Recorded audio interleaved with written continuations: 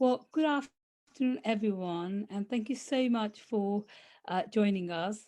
I'm really pleased to be hosting this very important and a timely webinar as the chair of the All Parties Parliamentary Group on Uyghurs. And thank you to the Coalition for Genocide Response and Renee Casson for sponsoring this event. Two organizations who are doing a tremendous amount of work to raise awareness of the issue of the Uyghurs. Many of you will be aware that over 50 years ago, the UK signed up to the United Nations Genocide Convention. And it was the first human rights treaty adopted by the General Assembly, designed to ensure that appalling atrocities like the Holocaust could never occur again and could not take place. And it was a pivotal moment for human rights across the world. And, just last week, we marked the Holocaust Memorial Day. And here we are again, something not quite as much as the Holocaust, but something being perpetrated similar to, or starting with the signs of what happened with the Holocaust. And yesterday, the BBC published more evidence of Uyghur women being systematically raped, sexually abused, and tortured. And earlier this week, myself and my parliamentary colleagues, we heard from John Sudworth, who is a BBC correspondent in China, and who talked about the potential scale of the forced labor, especially in the cotton supply, which is used globally to the fashion industries. And obviously, it's important that we should not be taking advantage or profiting from that. I know that many parliamentary colleagues across the political divide have been lobbying our government to consider plans to clamp down on companies that fail to show a due diligence in the investigatory in the supply chain. But of course, this is a very small victory. We know that a lot more needs to be done. And we need to send a clear message to those who threaten human dignity that, however mighty they might be, that this is not acceptable.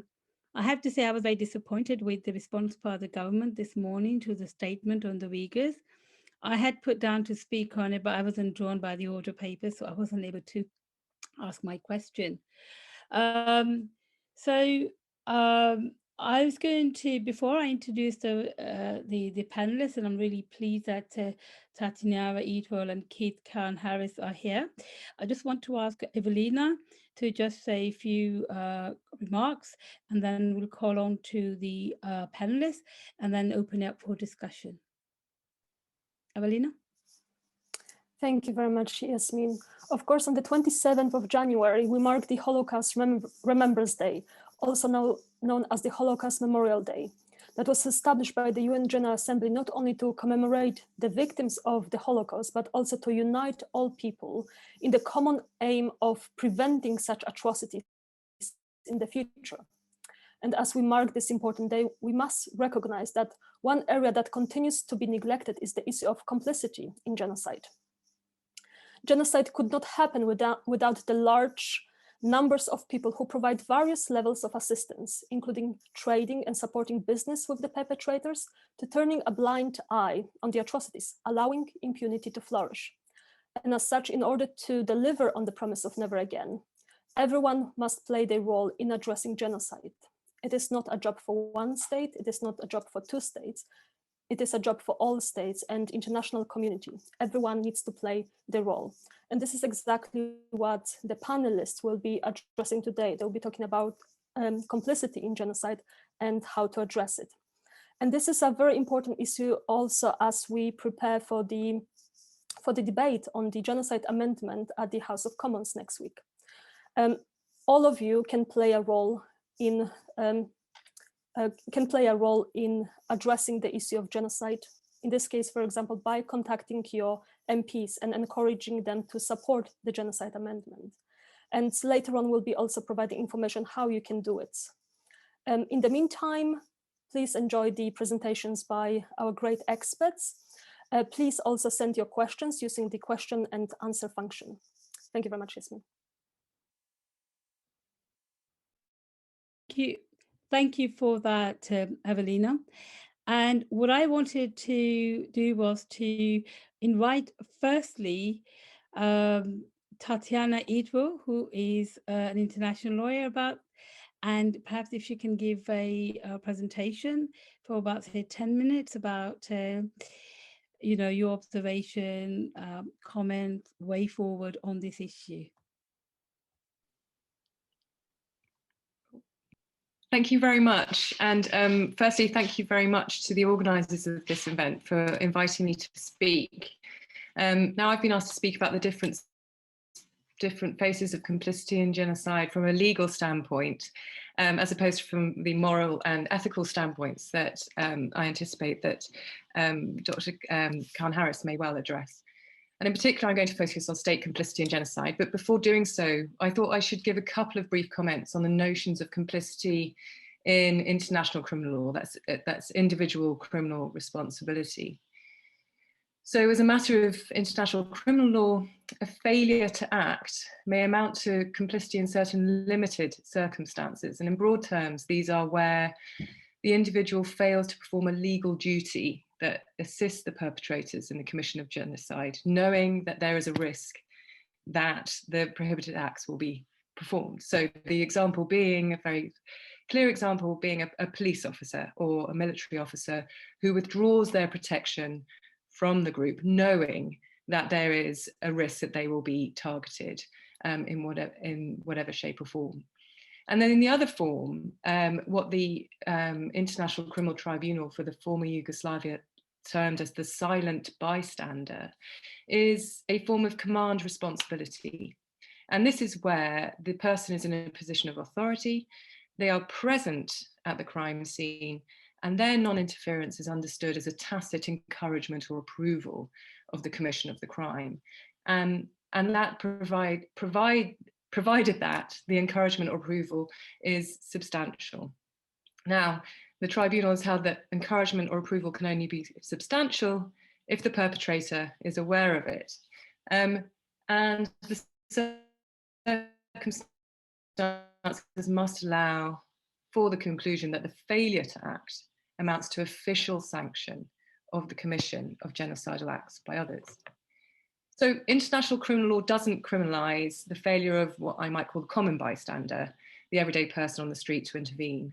It's only those in position of authority who are present when the crime is being committed and do nothing, or those who have a legal duty to act. Now, with respect to state complicity, when we consider the responsibility of states, then different rules apply. According to the International Court of Justice, a state complicity always requires some positive act. A state's failure to act or intervene will not amount to complicity, although, and I will come to this, it may amount to a violation of the state's obligation to prevent genocide. And according to the rules of international law, a state will be complicit in the commission of genocide if that state provides aid or assistance to another state or a non-state entity, for example, an armed group, knowing that its aid or assistance will be used in the commission of genocide.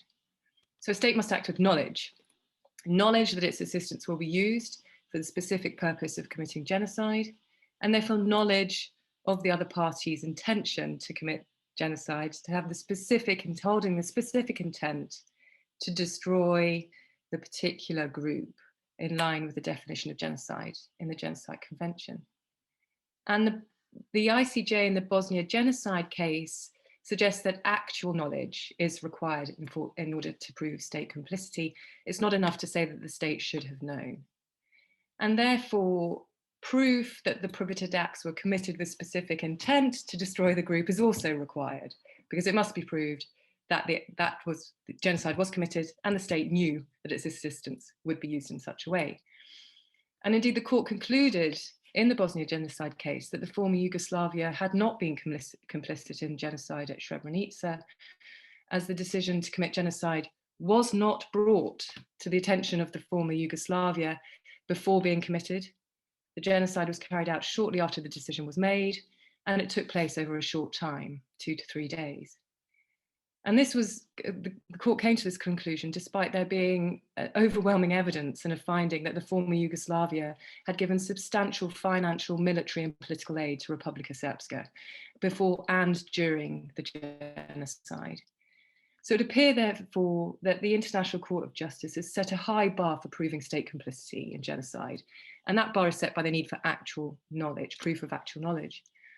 And it's often argued that genocide itself is difficult to prove precisely because of the need to prove specific intent to destroy a group.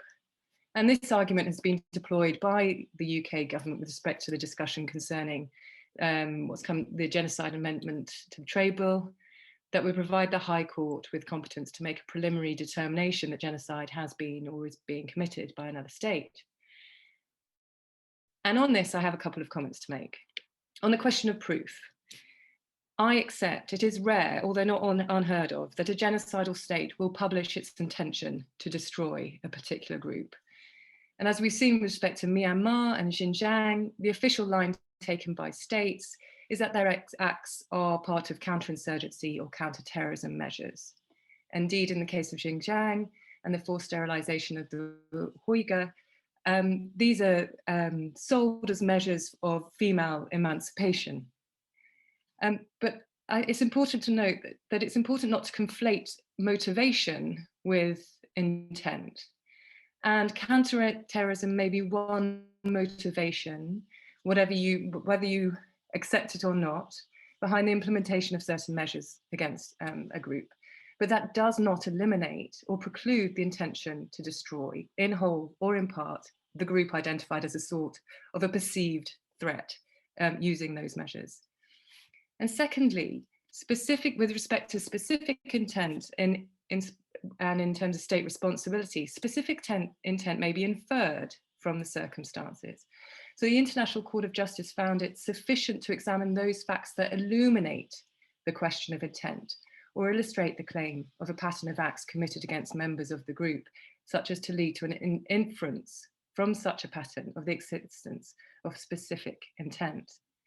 Now, if we go back to complicity, therefore, in Bosnia genocide case, it suggests that complicity is a matter of law, doesn't capture the bystander state or the state that provides military, political, or financial support to perpetrators of genocide in circumstances where the state does not know of the specific intent of the perpetrators to destroy the group using that assistance. However, the judgment leaves a number of unanswered questions with respect to the assisting state's knowledge. For example, what is the position where it can be shown that a state has been willfully blind to the intentions of another state? Are states under an obligation to make inquiries as to the intentions of the other state to whom they are providing assistance? And in my view, taken together, the obligation not to be complicit and the obligation to prevent require a state to make such inquiries and not to assist if there is a serious risk that any such assistance will be used to commit genocide. So the law is in fact not entirely silent or unhelpful with respect to responsibility of bystander states.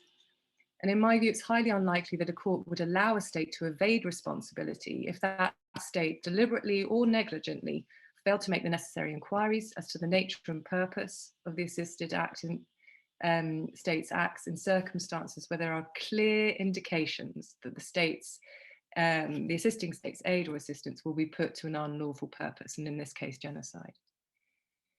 So in legal terms, a state that fails to act may not be complicit, but it may be responsible for failure to take measures to prevent the commission of genocide. And there is, sometimes there's a conception that responsibility for failure to prevent a genocide is not as serious as responsibility for being complicit. And indeed, following the Bosnia genocide case, the Serbian press was almost celebratory of the fact that it wasn't found complicit in the genocide, and it failed to mention that it had been found responsible for failure to prevent it. And certainly, and this is probably tied in with the ICJ's linking of complicity with a positive act and the knowledge that genocide will be complicit. So this is in a way understandable, and particularly if you're in the business of peddling propaganda. But for the purposes of this discussion of the insidious nature of genocide, a crime that requires organization, preparation, states' obligation to prevent genocide is of fundamental importance to the question of what states and their governments must do in order to ensure they are not morally, ethically, and potentially legally complicit in it. So when you understand genocide as a process, then you understand the importance of the obligation to prevent. Now, President Xi Jinping's visit to Xinjiang following a terror attack by Uyghur separatists in 2014 is often commonly identified as a trigger to the institution of measures that have culminated in the genocide of the Uyghur. And it is said that President Xi ordered that officials should respond with absolutely no mercy. So that order has developed into the establishment of internment camps, otherwise described by China as re-education camps. The reports of systematic rape of female detainees, forced labor, slavery, and torture, the separation of children from their parents, and a program of forced sterilization of Uyghur women, glorified as female emancipation. And while it's clear that China would bear primary responsibility for the commission of any acts of genocide in this case, and indeed for other violations of international law, such as the prohibition of torture, slavery, crimes against humanity, that does not relieve other states from their obligations under the Genocide Convention. States are under an obligation to take all available measures alone and collectively together to prevent the commission of genocide within the bounds of international law from the moment the state knows or should know, ought to know, of the serious risk that genocide will be committed. So in this regard, it does not require proof that the potential perpetrator has the specific intent to commit genocide. The question is whether there is a serious risk of the commission of genocide. The state must then act. It must take all available measures in the circumstances where it has the capacity to influence. And now it's often, when we think of genocide, we also often think of conflict, armed conflict, failed states, weak states, and often springs to mind humanitarian intervention or military intervention in order to stop a genocide is often, that is often framed in terms of mass killing, is often thought as a measure that one could take. But there are other measures states can take. Genocide is not a crime solely committed during in armed conflict. Genocide can take different forms. No one genocide is the same. They may have similarities, but I wouldn't say they're all the same. And as the situation in Xinjiang illustrates, genocide is a crime that may be committed in a number of ways, and genocide is a process. It can be a slow burner. It can be committed by a state that is at peace.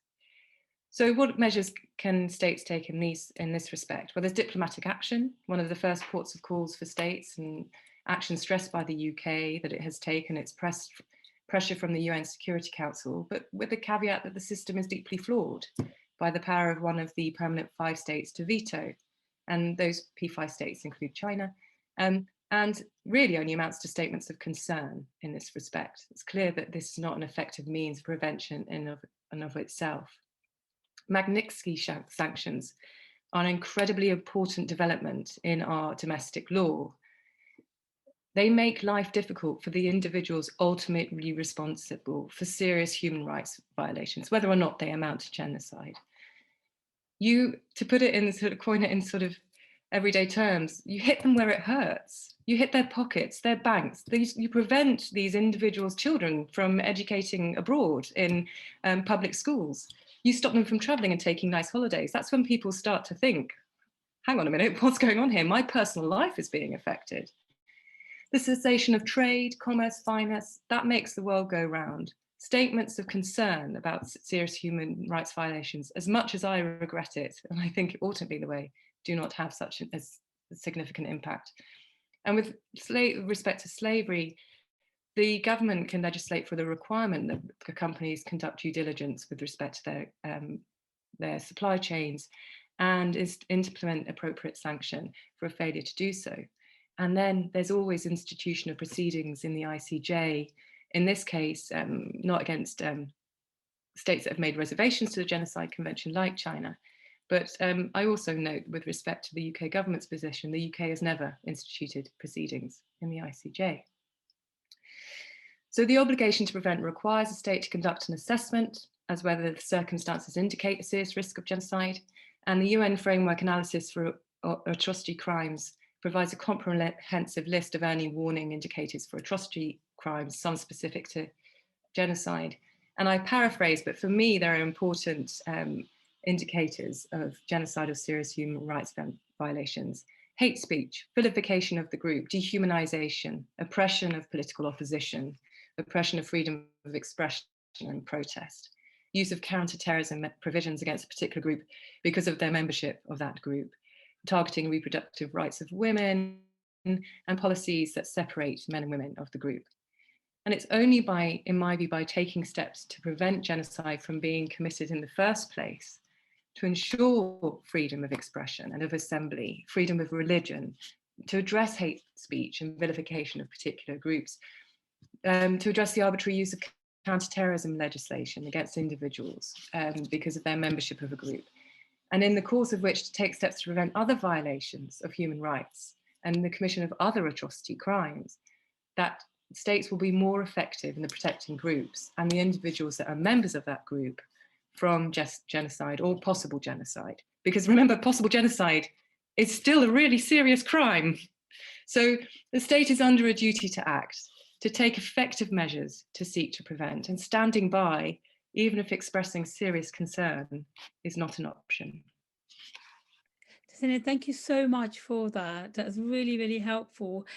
And what I was thinking is that after our next speaker, we can then perhaps discuss some of the questions that have been put in the chat box. I mean, somebody's already happy with your answer, Tony. They've already said that you've helped to clarify many aspects of the Genocide Convention. And then there's a very interesting question at the end from Kyle Marston. But before we come to those questions, I would, it's my pleasure to introduce Keith Khan-Harris, who is a writer, sociologist and a lecturer. He's the Honorary Research Fellow and Associate Lecturer at Birkbeck College and Associate Fellow of the Institute for Jewish Policy Research and lecturer at the Leo Back College.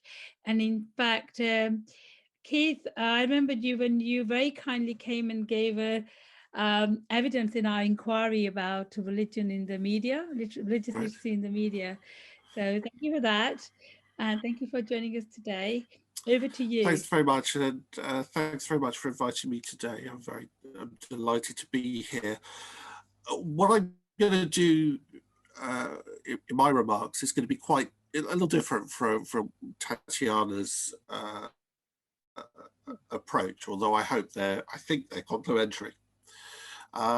In particular, I'm going to be talking a little bit about denial, a subject on which I published a book a couple of years ago. Genocide and silence go together, or at least they do in the modern world. One of the defining features of modern genocides is denial. The historian Gregory Stanton called denial the final stage of genocide.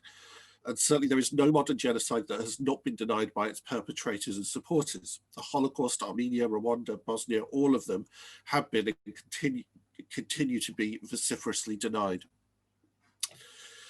But while fighting denial of past genocides remains an urgent task, we should also remember that denial begins during the genocide itself. Genocide requires a degree of silence if it is to have any chance of success. Silence means that potential victims may be ignorant or confused about the threat to them. Silence also prevents opposition to mass killing from taking hold.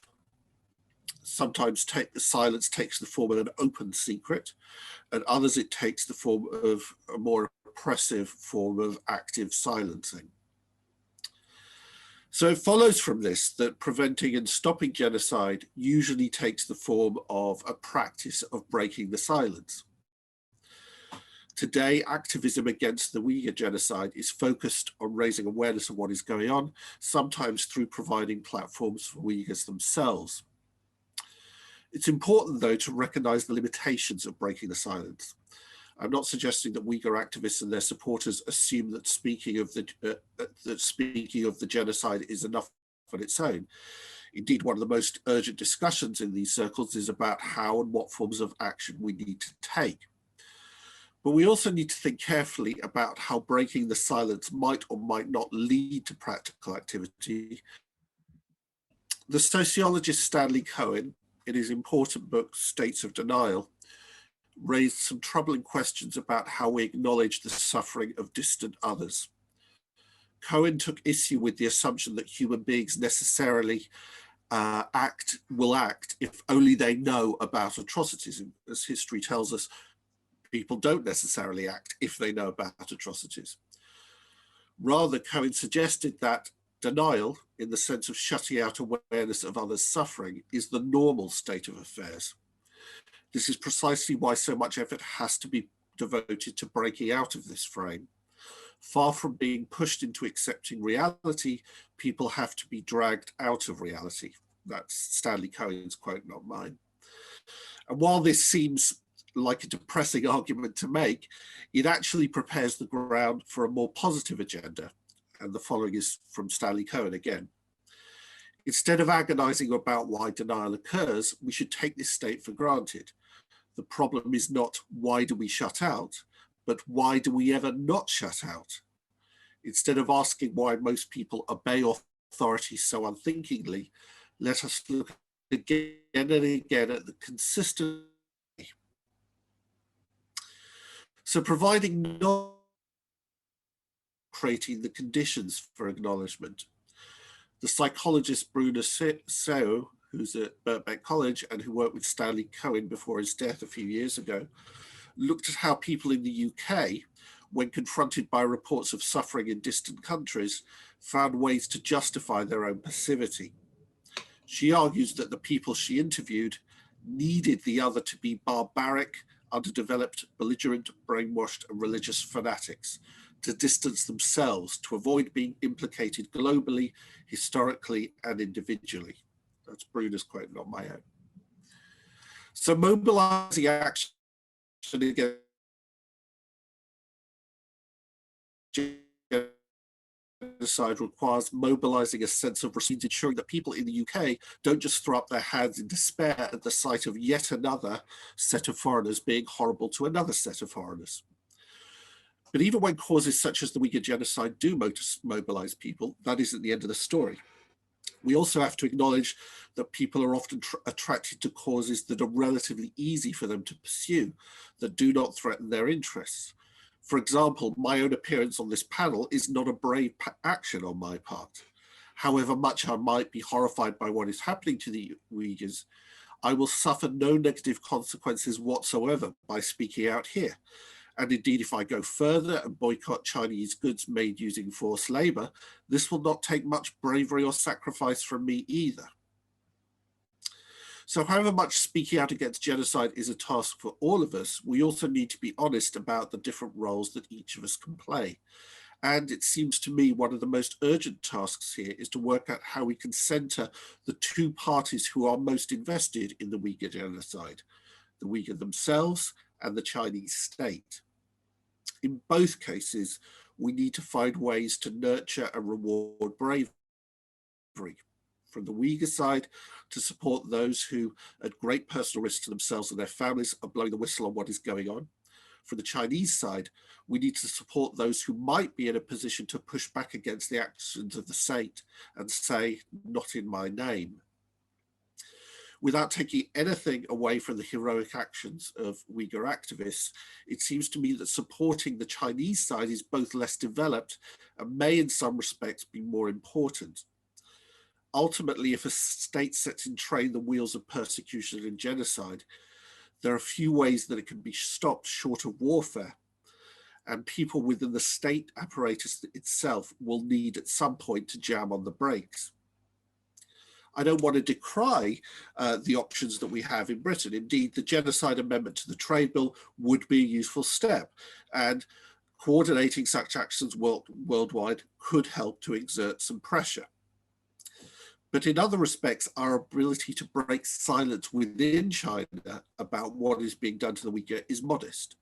What is possible, though, is to leverage genocide education worldwide, including in China, in order to encourage identification with those within state apparatuses who have resisted or subverted the actions of their peers within genocidal regimes.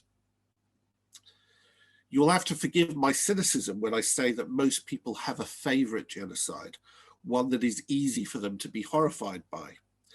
In the case of China, Japanese war atrocities can be talked about. And indeed, the Holocaust of the Jews is not within China politically problematic to learn about. Now, that at least gives an opening to the possibility of raising questions that would be disturbing and perhaps subversive within China. Understandably, to speak of genocide is to speak of the victims and to center their experience, but we must speak of the perpetrators too. That is often made more difficult as the silence of denial means perpetrators refuse to speak. We also need to break the silence of those who watch from the sidelines too. When reading the stories of those who perpetrated genocide or simply watched it happen, the question can't be avoided. What would I have done? It's a difficult question for any of us to contemplate. Sometimes, in fact, the extraordinary bravery of those who did resist their own side can be off-putting, as it suggests that most of us would not resist when our peers slaughtered another people. So we need to uncover more modest acts of defiance and find those who did not share the silence surrounding genocide.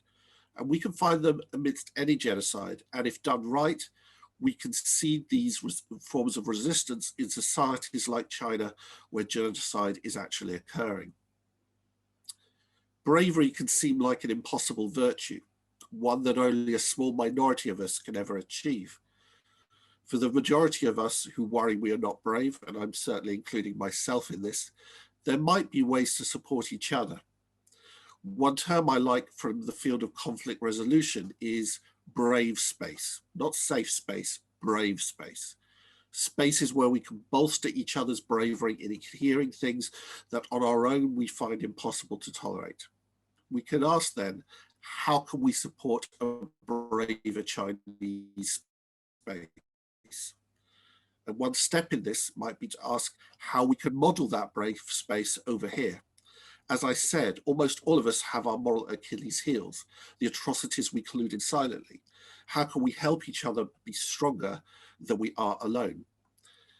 And here I think that the best role model we can offer to Chinese people is to show ourselves to be people who can acknowledge our silence and responsibility for atrocities that are much closer to home. Thank you. Thank you, Keith, for that. That was really very thought-provoking, and I think it will have resonated with many people, especially what you said about, you know, how much empathy can we have for people who are in distant lands, and what you need to get that empathy. Thank you so much. I think, Evelina, so what we're going to do is that Evelina's going to be asking a couple of questions. Then we'll go to a general question and answer, deal with questions in the chat. And before that, we will call on Maya to speak then to, you know, the director of the Cassin Institute. So Evelina, over to you, and then hopefully we'll come on to others. Thank you very much, Yasmin. And the first question will be directed at Tatiana. And Tatiana mentioned in her speech about the duty of states to take all available measures to address genocide. And of course, you mentioned as well the Magnitsky sanctions, that it could be one of the steps. And as you powerfully stated, you hit them where it hurts. And I think this is a very important aspect of the Magnitsky sanctions. It really hits the perpetrators where it hurts. And of course, in the case of the CCP, the UK government has not imposed any Magnitsky sanctions yet. And whenever asked, the response has been that the UK government is not going to comment, not to jeopardize anything that may be happening in the background. But a few months after the Magnitsky sanctions have been introduced, such sanctions have not been imposed against the CCP individuals who are most responsible for the atrocities against the Uyghurs. So that brings me to the issue of the genocide amendment, because of course, genocide amendment to the trade bill also aims to hurt where it hurts, business deals. So would you say that it is it could be understood as one of the available measures to address genocide, and it should be considered by the UK government not only as an assessment mechanism, but really as a available measure to address genocide? Yeah, well, I agree. Well, as I understand it, with the Genocide Amendment, it leaves it to Parliament, to government, to decide what measures are suitable once and if the High Court were to make a preliminary determination that genocide has been or is being committed. And of course, I mean, and so the High Court isn't binding, the amendment itself isn't binding the government to take the measure. But it is one of those available measures, and it all depends on the circumstance and who the perpetrators of genocide are, where it's being perpetrated. But it's also an important means of ensuring that the United Kingdom complies with its obligations under the Genocide Convention, including the obligation to prevent, which I couldn't stress more. I think needs to be considered alongside the discussion with complicity, because it is of fundamental importance. If this slogan "never again" is used again, it's because measures to prevent aren't being implemented, or effective measures to prevent aren't being implemented. So yes, I think it could be an important means of ensuring the UK complies with its own obligations, and having that judicial mechanism available is an important way for the United Kingdom to obtain a judicial determination of genocide, which is of course what the government has been calling for years now. And the High Court, in my view, is competent to do that, in as much as the domestic criminal courts or international courts are. Yeah. Thank you very much, Tatiana. And of course, just a follow-up question on this. We know that the government will be introducing concession amendment, and the amendment will be to give the power to the Foreign Affairs Committee to deal with the question of genocide. And of course, for many years, the Foreign Affairs Committee has been raising the issue of genocide in many countries, whether the Daesh atrocities in its report from 2016. Then there was another report on the situation of the Rohingyas in 2017, a report on the situation of the Uyghurs in 2020. And they've been, all we received from the government was ignorance and mentioning that it is for international judicial systems, so it's for courts to deal with the question. And now the government takes a turn back and wants the Foreign Affairs Committee to do what the Foreign Affairs Committee has been doing all along. So of course, it does not give much hope that anything will be done. So I think this is yet another message why we really need the High Court to deal with the issue, and we need parliamentarians to support the genocide amendment next week. Well, that was actually not a question, that was a statement. Well, no, I was going to say, it's all rather circular, isn't it? The government argument that you need a competent court, but not our courts, which it's, given all the talk of state sovereignty of late, is a rather bizarre position to take as well. Yes, so no, I agree. And I was talking about willful blindness, and that whether or not it meets the legal definition, there's a definite concern that there is a willful blindness here, or an unwillingness to address the situation in serious terms, and that stands with Dr. Khan Harris's point about silence. I think that there are two things pushing against initiatives. Sort of initiatives we're talking about within this current government anyway. One is post-Brexit, Britain has, the British government does not want to bind its hands in terms of its relationships with other powers, including China. And also, this is also a government that has made consistent noises about the judiciary's overmighty role in politics. So that's how the two forms of sovereignty link up. It's sovereignty, it's a particular form of sovereignty where government and government alone makes determinations about what constitutes genocide and when it is in their interests or not to point it out. It seems to me that part of the Uyghur issue cannot be disentangled from wider issues about assaults on judicial independence that are happening both within Britain and within other countries. But it also seems to me that whilst that is an important cause, that we can't rely on the judiciary. I think there is sometimes, without taking away anything about the massive strides that have been made in the post-war period towards legal accountability on these issues, it can only go so far. And actually there have to be other measures as well that are not dependent on the legal process. Thank you, Keith. I think that's a very interesting issue, and just starting with what you said about the government making the determination where it suits it. Of course, that's not the case in the UK. We can say that, for example, in the case of the US, because over the years, of course, there was a political issue there in relation to genocide determination, and of course, as we've seen recently, in the last day of the Trump administration, there was a determination of the Uyghur genocide as genocide, but there was no determination of the Rohingyas genocide. And of course, there was a political motivation behind it. And there's also a great research paper on the topic of the political use of the determination in the US. And the report is by the Holocaust Memorial Museum in the US, which is fascinating just to see how this has been abused or used. But in the UK, of course, the argument is that the government is not going to make this determination.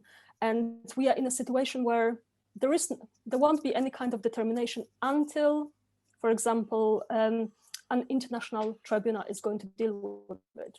And when Lord Alton asked this question, what kind of court determination is required for the UK government to recognize it as a rightful determination of genocide, the response was that, for example, one of the final judgments in the ICTY cases, so a final determination of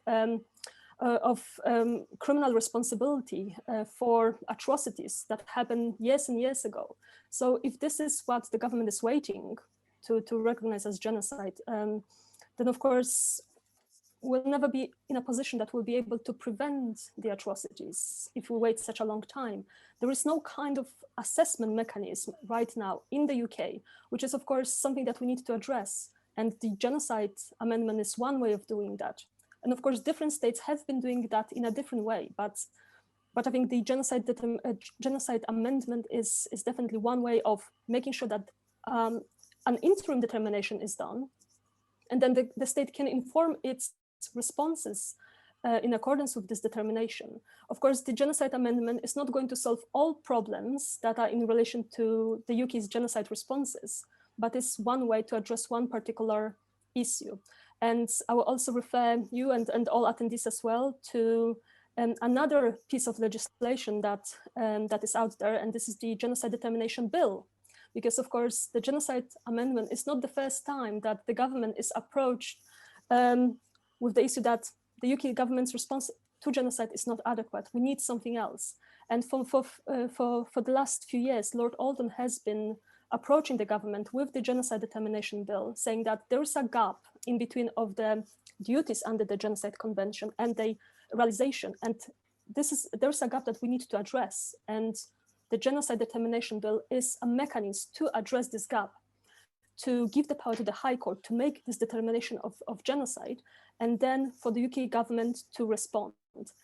And in accordance with the Genocide Determination Bill, the Secretary of State would then have to consider one or more steps from a litany of different options that are in the bill, among others, to refer the situation at the UN Security Council to the ICC, or look into the option of establishing ad hoc tribunals. So a number of legal steps that could be taken. But unfortunately, a few years later, the UK government has not considered it.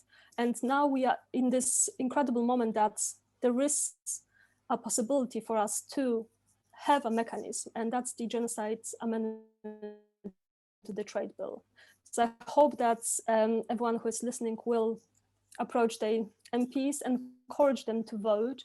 Again, it is not going to solve all problems, but it is a very targeted response to one issue that is there. But I think we can now. Can I just add to a comment that Dr. Khan Harris made about focusing on legal accountability, and I actually, well, I'm a lawyer, I have to agree, and that is that there is no need. The focus on legal accountability often comes up when we talk about genocide, because we think of the Nuremberg trials and we think of the International Criminal Court, or we think of the Bosnia genocide case. But of course, in the Genocide Convention, the obligation to prevent is engaged before genocide happens. And a state is only responsible for its failure to prevent if genocide in fact happens. So when we're talking about prevention and taking steps and acting so as to try and prevent genocide from happening at all, the case is way in the future. We don't want to come to legal accountability for that, because the genocide will have been committed. And so I couldn't agree more. I've spoken very much about the law. The law is at the end of the line very much. It's almost too late. You know, the steam train has gone. The juggernaut is way over the cliff. And when we're talking about prevention and complicity, I think it's really important not to focus on definition and how hard things are to prove, but what steps, what acts the state or individuals should take, must take, in order to try and stop it happening at all. Thank you for that, Tatiana. Now we're going to go into the chat, and I don't know if everybody had a chance to look at it, but it does seem that there are a number of questions all about the legal aspect of it. Now, I don't know what, you know, whether some of those issues have been resolved. The only thing I can say as somebody who, you know, is a barrister as well, although I don't practice so much now, these are very complicated legal concepts, and I think some of the questions require quite a detailed answer, which I'm not sure if we're necessarily going to be able to give now. But the thing I did pick up, and this is perhaps as is relevant to the Uyghur thing, somebody's put in the chat that this particular amendment, if it goes through, would it be workable in the Chinese situation? And I was just wondering whether, Tatiana, you're able to say whether it can, maybe not, just very briefly. I mean, I know these things, they're quite very, you know, they're quite detailed legal answers, but just to kind of raise that, because that's obviously relevant to the Uyghur question and maybe a way of holding, or doing something about it to China.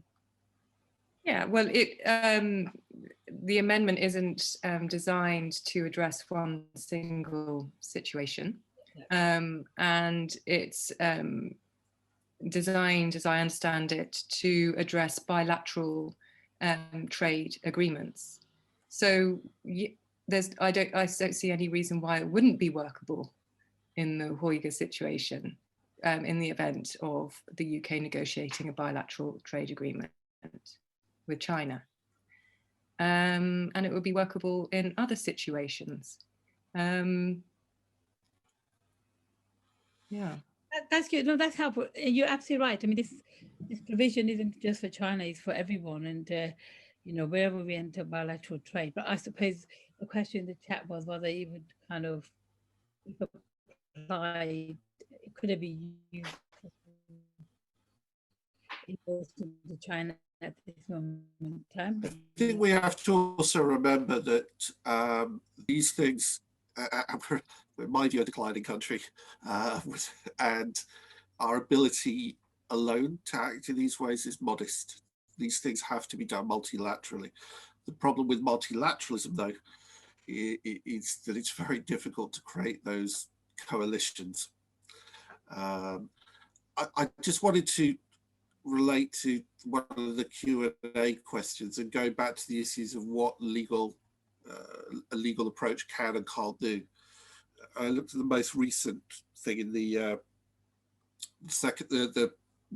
penultimate thing in the Q&A is the focus on whether or not to label events in Xinjiang genocide, distracting us from taking action against those events, which are also likely to amount to crimes against humanity. I think that there is a tendency sometimes, again, without taking anything away from the importance of legal action in this area, that these can, drawing attention to very serious, very dangerous issues in other parts of the world, can sometimes degenerate into extremely technical arguments about what genocide is and what constitutes it. Now, there is a place for that, and in fact, it is an important thing to do. But it does tend to lose some of the ability to hit you in the stomach. And it also, there's a tendency sometimes to treat genocide as the gold standard of oppression. And it is the gold standard of oppression. But smarter governments and smarter regimes realize that you can oppress a people over an extended period of time. You can have most, although not all, of the pleasures of genocide without going full genocide. And I say pleasures because actually I think genocide is partly about pleasure. I think it is for some of those who perpetrated it. It is a wonderful experience, but a lot of that can be done without mass killing, mass sterilization, and so on. If you look at the situation in the American South until the 1960s, you had a very sophisticated system that would not have met the standard of genocide. It was not genocide. I'm not sure it met the standard for crimes against humanity, but it was a horrific system of oppression, both in formal legal terms and in other terms. So we have to balance the importance of a legal approach with the importance of an approach that is a much more visceral and that focuses on and that sees genocide as just one of the ways in which human beings oppress and cause suffering to other people. Yeah, I think, Keith, you're absolutely right. And I think what it is, if we had an ideal world, in an ideal world, the very powerful countries could exercise control on other countries. And, and that would probably be the best way to get a resolution. However, sadly, that is not the case because quite a lot of the powerful countries are often being the oppressors themselves. And I think genocide and the legal recourse is almost like the last resort of people who are not able to get a political change. I mean, the other one is obviously, actual conflict, right? An armed conflict happening to overthrow a government. But if you are not going to be doing that and you're not saying that, and if the international community isn't coming together to put pressure on a country to behave and to act in a decent way, so far, genocide and the law has been used by people to try to put pressure, maybe try to embarrass the country, maybe embarrass the world into doing something. And I think, I think the law is being used as a last resort for a lot of people, I think. I don't think anybody sees it as a... I think that this is the reason the law has become the last resort is that this is a situation that built up over decades. The emergence of China has, since the 1980s, it has pushed and pushed and pushed in these areas until under its current leadership, it has kind of gone the whole hog. And that's one of the lessons, certainly of many genocide, is the importance of stepping in earlier. Certainly, Holocaust education and education about genocide, there might have been a greater opportunity for that within China during its more liberal periods, perhaps in the 80s before the Tiananmen Square massacre and maybe certain times in the 90s and 2000s. Today, that space to do that is much more limited. That's why you have to move early. Yeah, thank you so much. Now I'm going to ask for Maya Hassanen-Cross, who's the director of the organization, and if you can say some words and your thoughts about what you've heard. Yes, thank you, Jasmine, and thank you to Tatiana and Keith for your great words. Reneka-san works to promote and protect human rights in the UK, drawing on Jewish values and Jewish experience. And the whole raison d'être of human rights, and we take our name from Monsieur René Cassin, who co-drafted the Universal Declaration for Human Rights. It's founded on the principle that the barbarous acts that led to the Holocaust could never happen again, and that was repeated. And it's also based on the principles that the Jewish people, Jewish community, as speakers by experience, we have the moral authority, but with it the moral duty. But I really liked what Keith said about creating a brave space. And I think everyone is a speaker by experience, even if we're not part of a group or people who experience persecution or ultimate genocide. We're speakers by experience because we're all human, and we all share the foundational principles of human rights, the foundational values. So that brave space, we need to enable those who oppose what China is doing in China to be able to speak out, but also here and draw on those fundamental values that we share of fairness, of justice, of equality, and use that so that we can combine our awareness and our speaking out and action being too late in the form of the Genocide Convention. I'd like to remind everyone that when Raphael Lemkin, one of Monsieur Cassin's peers and a Jewish lawyer, when he coined the concept of genocide, he gave equal weight to the cultural destruction of a people as he did to the physical destruction of a people. Ultimately, the Genocide Convention, so the legal framework, only gave emphasis to the latter, to the physical destruction. But Tatiana, like you said, by then it's too late. And if we intervene and we don't stay silent and we create this brave spaces and galvanize everyone in our community to speak out when that stage of the spirit, as much as the body of the Uyghurs and other potential future victims of genocide is happening, that is when we stand up to complicity. And that is how we are not, that is where we take our individual role and responsibility of not being complicit, not having to rely on the legal framework or on the political, trade, economical interest of the government that happens to govern our country in a time, in a specific time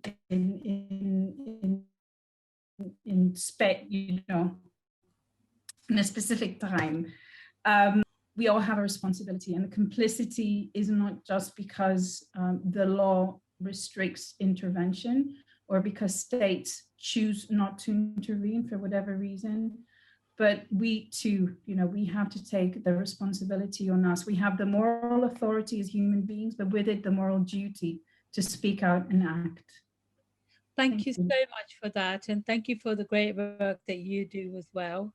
And I think it's been a really, really fascinating seminar. I really want to thank our guests, Tatiana and Keith, for what you told us. I mean, it was fascinating. And I know that there's probably, you raised more questions than have been answered. But, and I hope that everybody who's been following this webinar have found it helpful and useful. Let's see. I mean, and I just want to thank Evelina as well and everyone for this.